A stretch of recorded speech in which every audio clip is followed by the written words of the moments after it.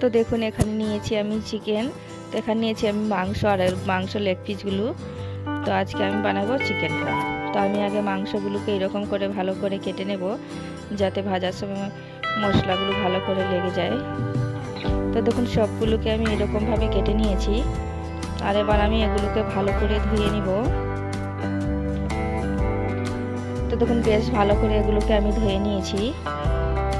তো এখন আমি আবার একটা পাত্রের মধ্যে রেখে দিলাম মাংসগুলো।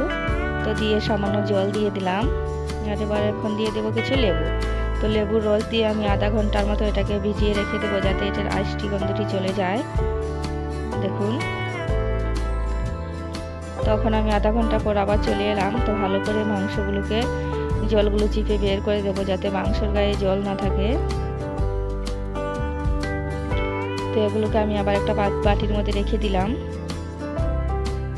আর আমার রেসিপি যদি ভালো লাগে আরও নতুন রেসিপি পেতে আমার চ্যানেলটি সাবস্ক্রাইব করে দিন।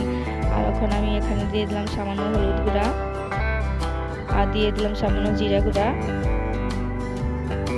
আর দিয়ে দিলাম ধনে গুঁড়া। আর এখানে দিয়ে দিলাম আমি মরিচ। তো আমি কিন্তু লাল মরিচই দিয়েছি, কাশ্মীরি মরিচ ব্যবহার করিনি। আর এখন দিয়ে দিলাম আমি স্বাদ মতো লবণ, আর দিয়ে দিলাম গরম মশলা,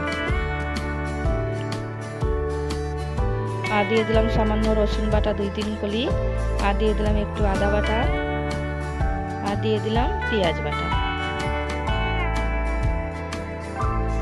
আর ওখানে দিয়ে দিলাম সামান্য সাদা তেল, সরষা তেল।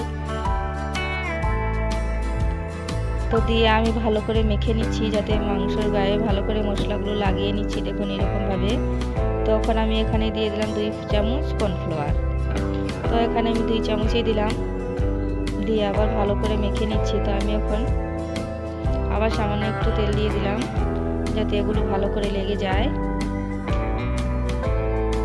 তো দিয়ে এটা আমি আধা ঘন্টার মতো এখন থেকে রেস্টে রেখে দেব। তো দেখুন আধা ঘন্টা পর আমি আবার চলে এলাম। আর এদিকে আমি কড়াই বসিয়ে দিয়েছিলাম, আমার তেলটা গরম হয়েছে কিনা আমি চেক করে নিয়েছিলাম। আর এবার দিয়ে দিলাম আমি মাংসগুলো। তো সব মাংসগুলো আমি একসাথেই দিয়ে দিলাম।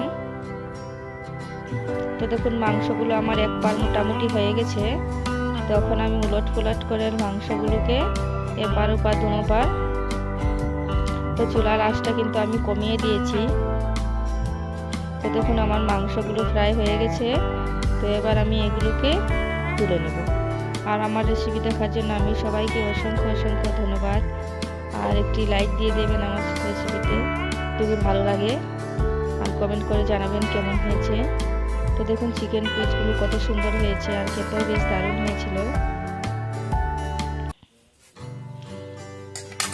আর ভেতরেও কত সুন্দর সিদ্ধ হয়েছে দেখুন।